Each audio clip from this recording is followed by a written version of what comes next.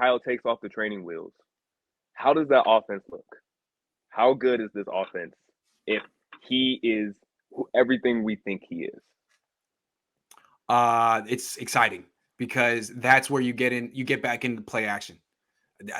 Play action is gone from the offense. You have the run game, you have the drop back passing game with Jimmy, which is all the little quick throws, but there's no big play with your arm through the air in this offense, and it can come back. We saw it in Atlanta 5 years ago with a real stationary quarterback who couldn't. I mean, you could do play action, but you couldn't really move Ryan left and right. You can do that with Lance. I really thought that with Lance and Shanahan, they could be the most dangerous play action combination in football, but I'd like to, and they showed it a little bit in training camp against the backup defense. I'd like to see it now. Play action. Shots. I'm excited. Yeah. Man, I mean, they took a shot in the first preseason game. He hit it. Mm-hmm. He took a shot against Seattle to Debo. He hit it. I'd like to see some shots. Okay. All right.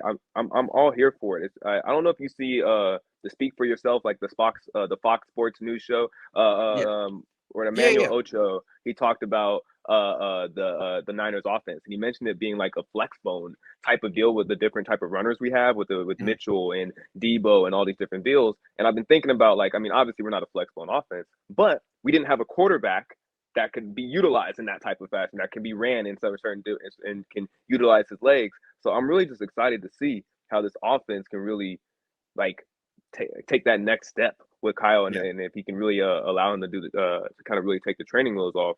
My next thing is you kind of feel the shift, right, in the locker room, in the team, and everybody like that. They're ready for it now. They're ready for it. Yeah. And Jesse was. They were hesitant earlier in the year, but now they're like, okay, we were wrong. Okay, Jimmy had his chance. He's hurt again. Do you think they want him to come back? Like, deep down, do you think the team wants Jimmy to come back now? I think earlier in the year, like, the team is actually ready for the future now. It's like, look, dude, you gotten hurt again. You really lost the game for us in Tennessee. Maybe we should. Maybe it's time to bring on the future. Maybe the future's now. I mean, seems to me, right? I mean, a lot of these guys are going to be playing with Trey for a very long time. I mean, I see guys like Trent Williams, Fred Warner, Brandon Ayuk, Debo being like, all right, well, maybe it's time. It's inevitable. Do you think we're better with him at the QB now? Like, I mean, I do. It's hard to say. I do. I think the run game improves. I just don't know if he's prepared for this. I mean, if they'd got traded Jimmy the day they traded for the day they picked Lance and given Lance all the first team reps in preseason and let him start it all year, I mean, I think they'd be way better than 8-7 right now. But I'm just curious to see, like, what putting him on ice has done, because now they need him. I'll say this, man. If just by listening to him talk in the press conferences, everything we've heard about him, if there's ever a 21-year-old kid who can do this, it's him. It's him. It's him. He seems to have more emotional maturity than Jimmy, right? He does. He really does. Like, the press conferences are striking.